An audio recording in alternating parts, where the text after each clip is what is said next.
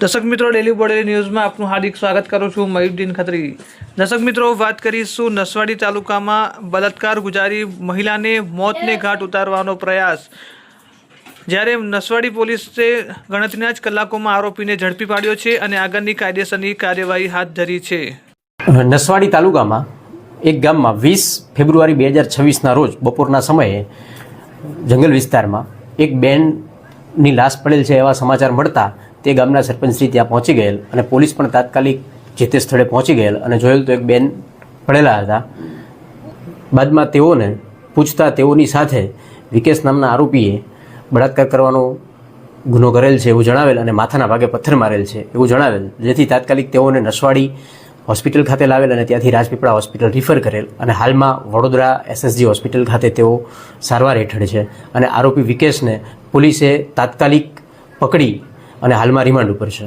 પીડિતાના ભાભી દ્વારા તથા પીડિતા દ્વારા રાજપીપળા હોસ્પિટલ ખાતે વિકેશ આરોપી હતો એવું જણાવેલ છે. તેમ છતાં પણ હજી હાલમાં તપાસ ચાલુ છે અને જે તપાસ હશે તે કાયદેસર કરવામાં આવશે.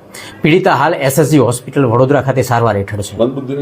એ તપાસ ચાલુ છે ત્યાં સારવાર હેઠળ. આજે મેં કેસ લખાવું છું એ એક વ્યક્તિનું નામ એડ કરેલું હતું, બીજી વ્યક્તિનું નામ એડ ન કરવાથી હું આજે અરજી આપવા માટે હું અહીં પોલીસ સ્ટેશનમાં આપેલો છે. હું સરકાર માટે એવી આશા રાખું છું કે મને આ ન્યાય મળે અને પ્રજા માટે આવો બનાવ જો ઘડે ઘડે થાય તો આ પ્રજાનું શું અને આવા બનાવો વારંવાર ઉત્પન્ન થશે તો ગામનું શું. આ તો બિહાર જેવી હાલત આપણા ગુજરાતની અંદર થશે.